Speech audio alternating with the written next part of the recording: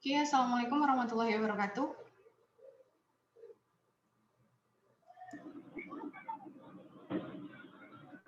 Suara Miss kedengaran, Nak? Iya, Miss. Kedengeran, Miss. Oke, jadi sebelumnya Miss mau nanya nih, kalian untuk pembahasan soal SBMPTN Biologi Saintek 2014 kode 582 udah dibahas sama Bu Rida? Kayaknya belum kan? Belum kayaknya, Bu. Belum ya. Jadi sebelum kita memulai pembelajaran hari ini, ada baiknya kita mengucap basmalah, bismillahirrahmanirrahim. Semoga pembelajaran hari ini bisa bermanfaat untuk kalian nanti di UTBK, bisa ada beberapa materi yang masuk ya, mudah-mudahan, amin. Jadi kita langsung aja di sini pembahasan soal biologi 2014 kode 582. Kita bisa ada 10 soal, kita bahas sama-sama ya, Nak. Jadi di sini ada soal pertama. Pada sel eukariotik, subunit besar dari ribulus bifosfat karboksilase dikode oleh DNA dan disintesis dalam organel A. Peroksisom, B. Retikulum endoplasma, C. Mitokondria, D. Nukleus, E. Kloroplas. Ada yang tahu kira-kira jawabannya apa?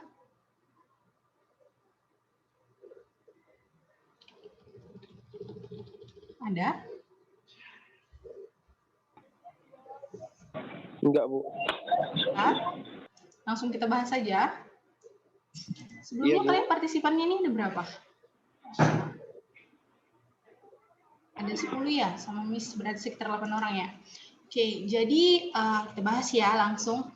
Menurut kalian deh dulu, kira-kira jawabannya apa?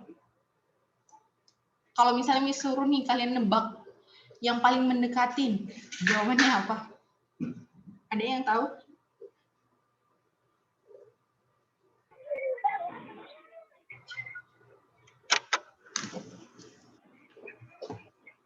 Nah, oke, kita lanjut aja ya.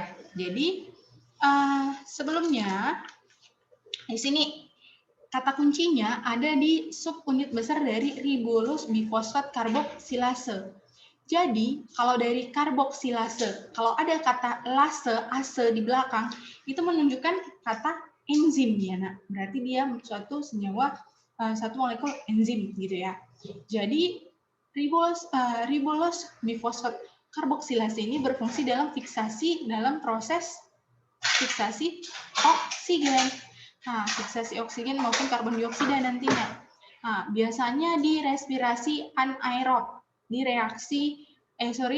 respirasi aerob di reaksi gelap. Ya. Ada yang ingat reaksi gelap? Biasanya dia dilambangkan dengan RUBP. Nah, jadi kalau misalnya dia udah berhubungan dengan fiksasi oksigen karbon dioksida, fiksasi oksigen dari RUBP.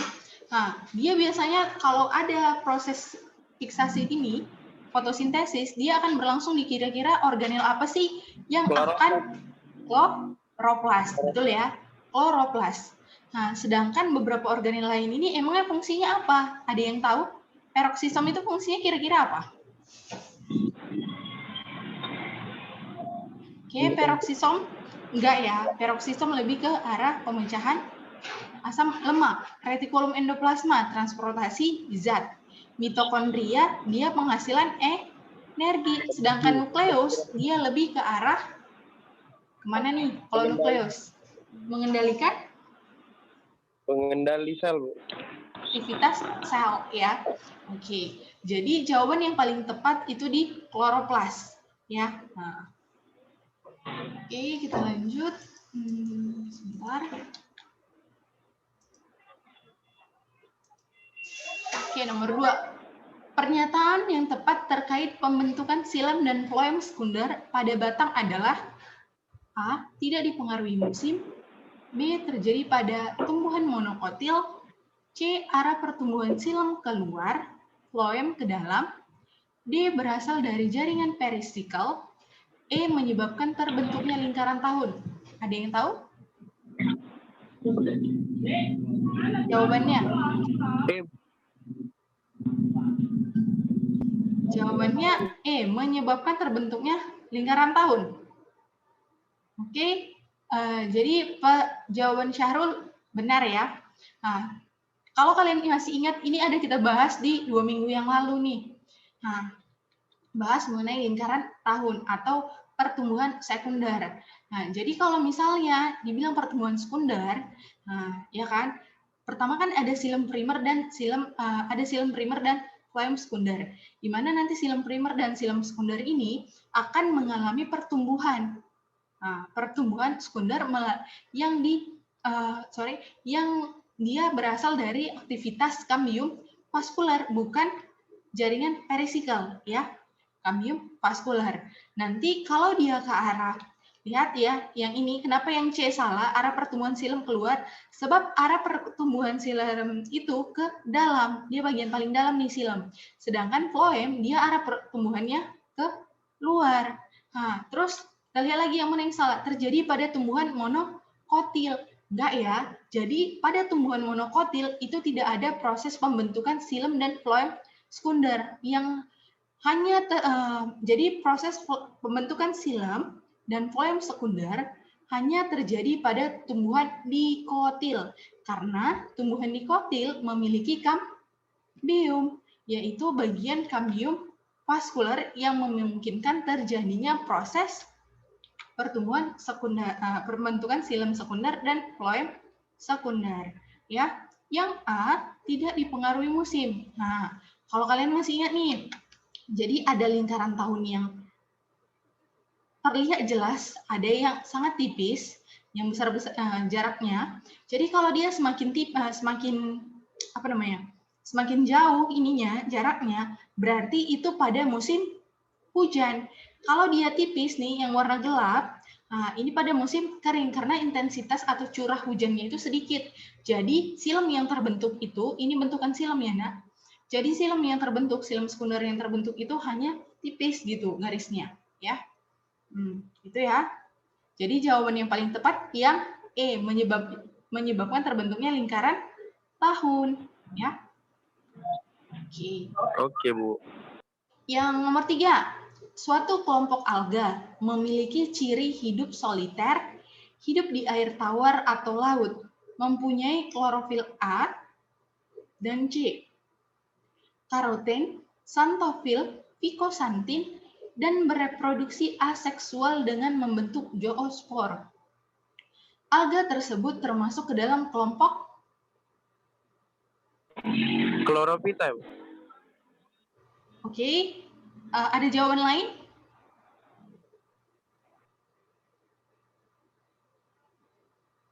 Oke, jawabannya masih kurang tepat kalau di Chlorophyta.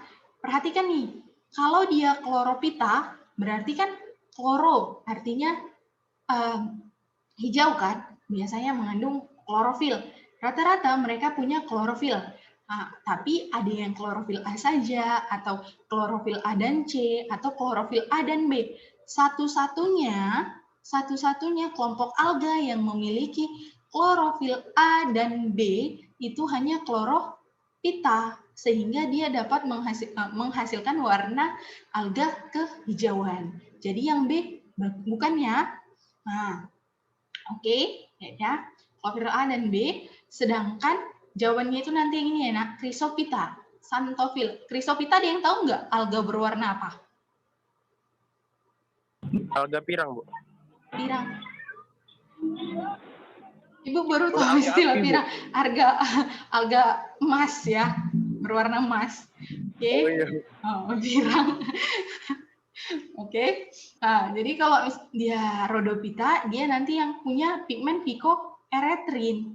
Kenapa? Kalau Rhodophyta ini nanti warnanya itu berwarna merah. Kalau Cyanophyta ini yang disebut sebagai alga hijau biru. Punya pigmen phycocyanin. Kalau Phaeophyta ini alga coklat atau fucoxanthin, ya. Nah, jadi jawaban yang paling tepat itu yang Chrysophyta, ya nak.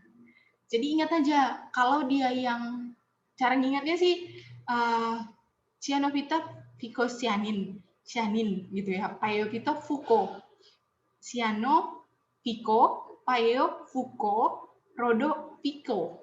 Bisa nggak kira-kira? Satu erythrin, satu sianin. Kalau yang bingung yang di sini, bisa kan bedainnya? Tapi mudah-mudahan mudah lah cara kalian ada trik-trik sendiri ya ngapalnya. Oke. Yang soal nomor 4 nih. Kita bahas mengenai fungsi autotrof daun diperankan oleh klorofil dan berlangsung terutama di kalau ada istilah fungsi autotrof berarti ada terjadi proses pembentukan atau sintesis glukosa. Sintesis glukosa itu biasanya berhubungan dengan apa? Terjadinya proses apa kira-kira? Fotosintesis ya. Kira-kira ya, dari option ini yang dapat berlangsungnya proses fotosintesis yang diperankan oleh klorofil, kira-kira yang mana nih? Stomata, Bu. Stomata. Selain itu ada?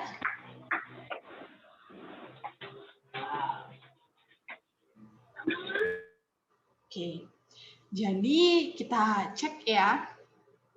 Kalau dia epidermis, apa sih bagian paling luar ya? Bagian paling luar baik itu di akar, batang maupun daun. Kalau dia fungsi autotrof, fungsi berarti berlangsungnya proses fotosintesis, terjadinya pada daun, ya kan? Berarti kita bahas ini semua ini di bagian daun, epidermis daun. Bagian epidermis daun itu berfungsi melindungi tumbuhan. Kalau kutikula, dia itu bagian yang menonjol dari bagian modifikasi dari epidermis. Fungsinya untuk sebagai perlindungan juga dan mengurangi sistem penguapan. Stomata bukan ke arah fungsi autotrof, namun dia membantu aja dalam keluar dan masuknya karbon dioksida dan oksigen, pintu masuk istilahnya. Nah, ya, ada juga trichomata dari modifikasi epidermis. Sedangkan mesofil ini merupakan jaringan nih, jaringan yang ada pada daun. Nah, yang di sini nih terjadinya proses fotosintesis. Jadi, jaringan mesofil ini ada jaringan palisade dan spons. Kalau kalian ingat, ada jaringan tiang dan ada jaringan bunga karang. Nah, jadi lebih spesifiknya di mana sih proses fotosintesis dominan berlangsung? Menurut kalian di jaringan tiang atau di jaringan spons? Ada yang tahu? Dari jaringan tiang dan jaringan spons, kira-kira mana sih yang memiliki klorofil yang paling tinggi?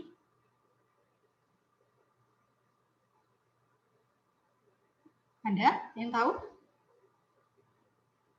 Ini kelas rata-rata pelajaran kelas 11 yang kita bahas tadi. Apa ya? Ini pelajaran kelas 11 semester 1 mengenai jaringan pada tumbuhan.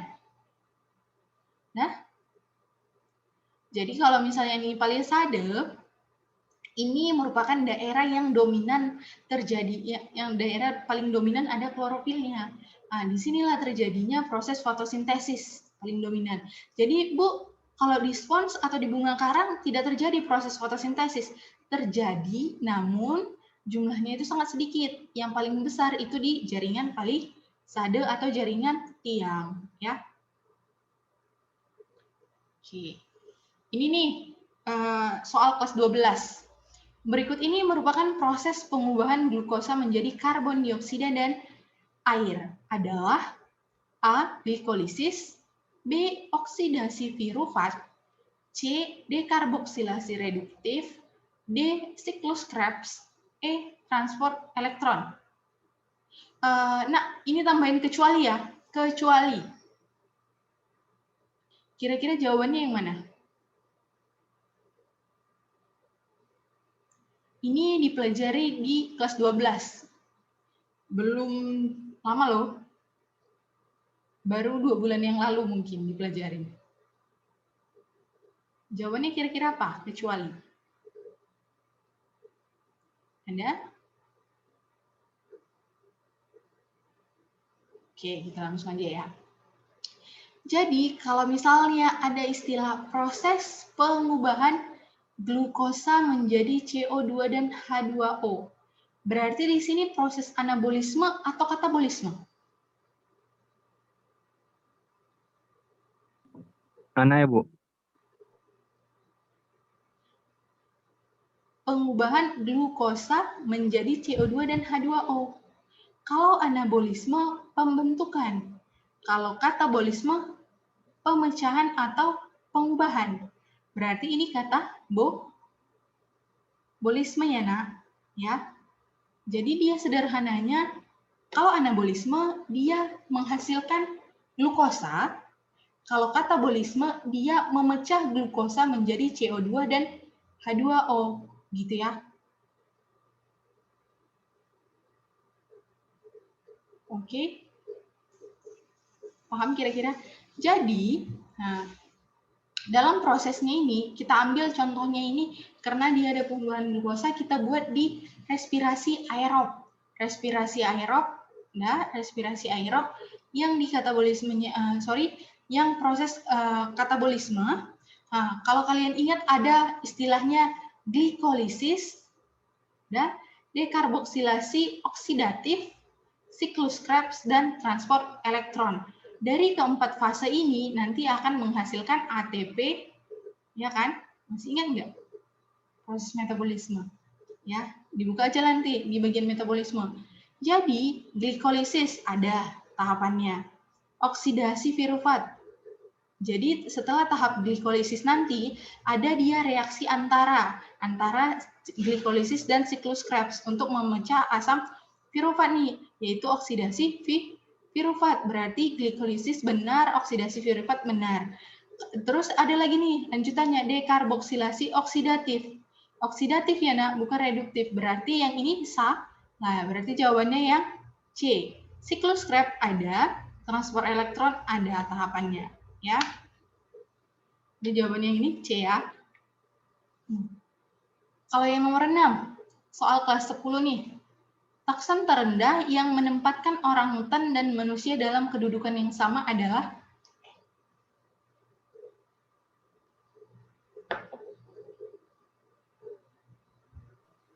Spesies, Bu. Spesies. Kita satu spesies sama orangutan. Kalau orangutan nama latinnya ada yang tahu? Enggak, manusia aja deh dulu. Kita nama latin kita apa? Homo sapiens, Bu. Homo sapiens. Kalau orangutan, yang kalian tahu, yang dari orangutan Tapanuli, ada yang tahu namanya? Apa kira-kira? Yaudah, nggak usah Tapanuli, yang lama aja. Orangutan Sumatera disebut apa? Pongo, Beli ya. Pongo ya. Jadi kelihatan kan bahwa di genusnya aja dia udah beda nih. Genus udah beda. Pongo, kalau di orangutan ada Pongo abeli, manusia Homo sapiens ya. Kita lihat nih lagi. Jadi tingkatan takson ada kingdom, ada filum, kelas, ordo, family, genus, spesies ya. Nah, nanti di film ini, nanti setelah film ini bisa jadi nanti kalian buat subfilm lagi atau subkelas, itu ada beberapa pembagian tergantung. Tapi ini yang garis besarnya aja. Kita lihat nih bahwa tadi kan Homo sapiens nih. Kalau kita bahas mengenai spesiesnya otomatis sudah beda nih ya. Dari genus saja udah berbeda. Kita lihat nih di mana sih dia yang sama gitu pada kelas tingkatan ordo atau di mana nih? Bangsa ya. Jadi jawabannya yang bangsa. Ordo itu bangsa, family itu suku, ya Nak? Genus itu marga. Kelas itu jenis. Kelas itu kelas, spesies itu jenis. Ya, jangan terbalik kayak mis. Ya, jadi jawabannya yang suku sebab mereka yang bangsa sebab mereka di ordo yang sama terakhir di primata, sesama ordo primata. Familinya udah beda nih, soalnya tadi kita lihat Homo sapiens genusnya Homo, familinya Homonidae, sedangkan untuk orangutan familinya Pongidae ya, Pongidae ya. Oke.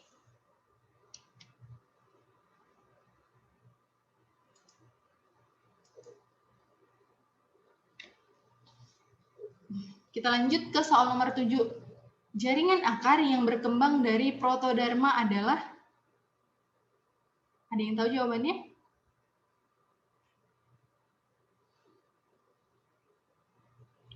Protoderma. Masih ada yang ingat tahapan perkembangan dari tumbuhan? Lupa ya? Kita bahas saja ya. Jadi, asal muasal dari satu jaringan itu berasal dari jaringan promeristem. Jaringan promeristem ini akan berkembang menjadi 3 bagian nih, protoderm, prokambium, dan meristem dasar. Di mana yang prokambium ini hanya terdapat, biasanya prokambium ini terdapat di dua-dua, tapi ada yang berkembang lagi menjadi, nanti dia ada yang berkembang menjadi kambium aja, atau ada dia cuma di jaringan pengangkut berupa xilem dan phloem, gitu ya. Jadi promeristemnya itu protoderma tadi akan berkembang menjadi epidermis, sedangkan prokambium akan berubah menjadi jaringan pengangkut baik itu xilem maupun phloem. Kalau meristem dasar akan berkembang menjadi jaringan dasar berupa apa nih? Jaringan dasar ada parenkim, sklerenkim, dan kolenkim, ya nak. Nah, jadi yang ini jawabannya yang A, epidermis, gitu ya nak. Perkembangan dari protoderma. Oke, kalau yang ini kira-kira ada yang tahu? Ini juga di kelas 12 nih. Metode yang digunakan untuk meningkatkan jumlah sampel DNA dalam analisis molekuler.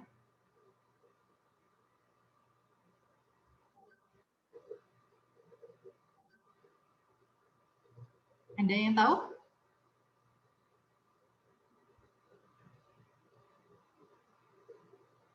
Lupa, Miss. Lupa. Sampai Labur Hidayah menjelaskan sama kalian ini semua. Cepat kali kalian lupa. Nah, langsung aja ya ke pembahasannya. Nah, jadi gini deh, misalnya dari yang 5 ini, yang mana yang paling sering kalian dengar?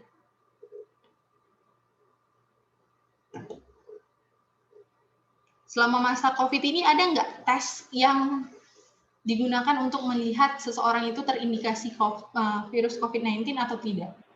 PCR, Ada, PCR kan? Atau polymerase chain reaction. Nah, ya.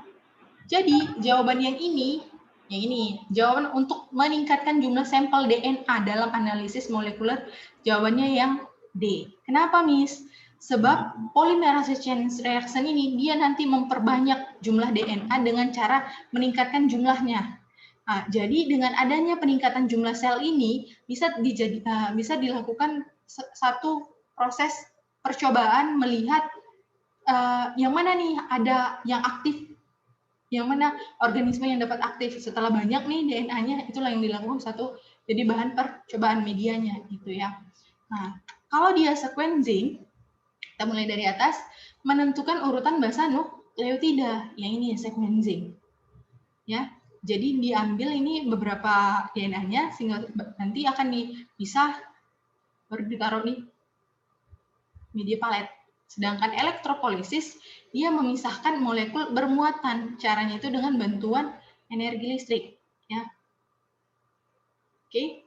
Sedangkan Solton Brown yaitu pemindahan DNA hasil elektroporesis. Jadi setelah dipisahkan molekul DNA-nya, nanti akan dipindahkan proses pemindahannya itu melalui Solton Brown ini. Ya. Nah, ini polymerase chain reaction memperbanyak DNA dengan cara meningkatkan jumlah sampel DNA-nya. Kalau dia restriction fragment lag polymorphis, dia ini sebenarnya fungsinya sering salah kaprah orang antara PCR sama ini, tapi perbedaannya kalau yang PCR dia memperbanyak DNA, kalau restriction fragment lag polymorphis dia mendeteksi urutannya.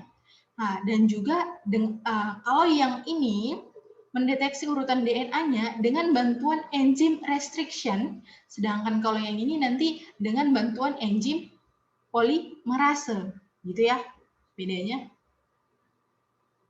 Oke, jadi jawabannya untuk meningkatkan jumlah sampel DNA yaitu yang dengan teknik PCR. Ya. Yang soal nomor 9 nih, pelajaran kelas 11. Oke, ketika kadar glukosa naik melebihi normal, pankreas akan mengeluarkan glukagon sehingga kadar glukosa akan turun. Sebab glukagon mempercepat perpindahan glukosa ke dalam sel dan menyebabkan penguraian simpanan glikogen. Menurut kalian jawabannya apa?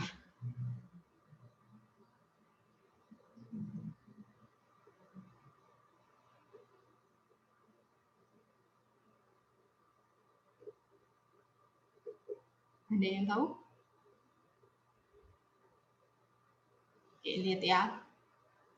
Ketika kadar glukosa naik melebihi normal, pankreas akan mengeluarkan glukagon sehingga kadar glukosa akan turun. Jadi, dalam proses penurunan kadar glukosa di dalam darah, pankreas akan mengeluarkan insulin, bukan glukagon. Kalau dia mengeluarkan glukagon, dia itu akan menaikkan kadar glukosa. Jadi kalau pankreas mengeluarkan glukagon, dia itu akan menaikkan kadar glukosanya. Tapi kalau dia menghasilkan insulin, dia akan menurunkan kadar glukosanya sehingga menjadi normal. Jadi fungsi glukagon dan insulin sama, yaitu untuk menormalkan kadar glukosa di dalam darah. Ya. Namun satu fungsinya ketika kadar glukosa dalam darah rendah, misalnya kita lagi aktivitas lebih nih, banyak menggunakan energi dan kita butuh memecah glikogen kita dengan bantuan glukagon, ya, hormon glukagon. Tapi dalam suatu kondisi kadar glukosa di dalam darah kita tinggi, nggak bisa nih masuk ke dalam sel. Jadi pankreas harus melepaskan atau releasing insulin hormon, gitu ya. Oke, jadi pernyataan yang atas ini salah. Kalau yang pernyataan keduanya, alasannya kita lihat ya. Glukagon mempercepat perpindahan glukosa ke dalam sel dan menyebabkan penguraian simpanan glikogen. Ini menurut kalian salah atau benar? Benar, Miss. Soalnya di situ dia menguraikan simpanan glikogen. Oke, ya. Jadi benar ya kata Abdi. Glukagon, seharusnya dia bukan menguraikan simpanan maksudnya di sini penguraian simpanan glikogennya, bukan ke sini garis besarnya. Tapi dia, ini kerja dari hormon insulin. Insulin mempercepat perpindahan glukosa ke dalam sel dan menyebabkan penguraian simpanan glikogen. Ini kerja dari insulin, gitu ya.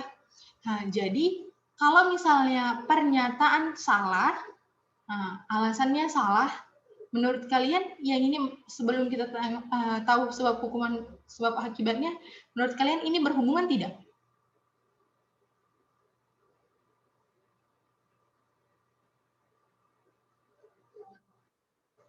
Nah,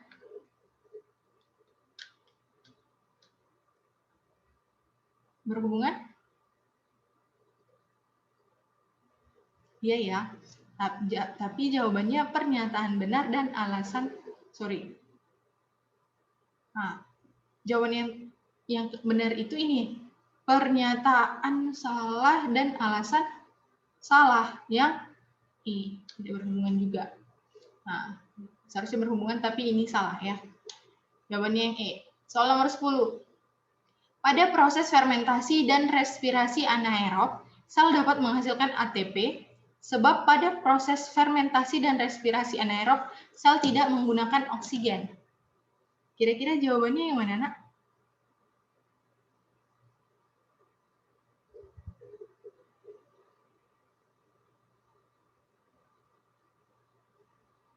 Ada yang tahu?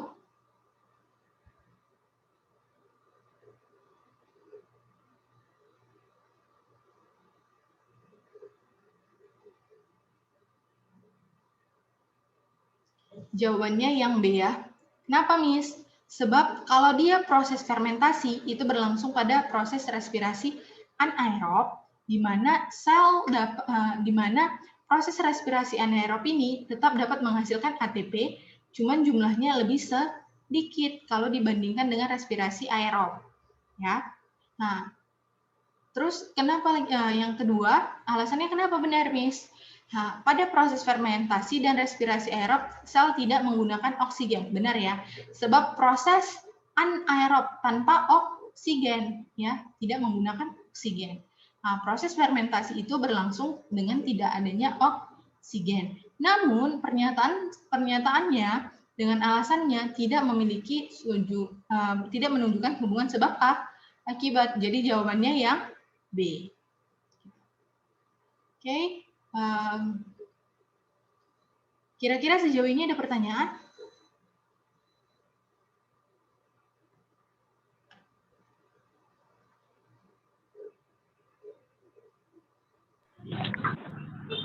Ada pertanyaan?